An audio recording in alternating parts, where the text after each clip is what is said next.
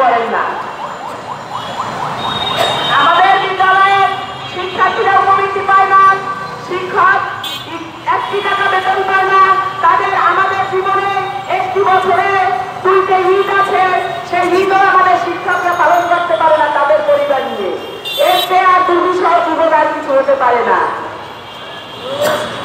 1 যুগের বেশি সময় হয়ে গেছে, সরকার ঘোষণা করেও আমাদের বাস্তবায়ন করে নাই। সেই 1 বছরে কয়টি ঈদ গেছে সেইটার হিসাব কিন্তু এই কর্মকর্তাদের দিতে হবে।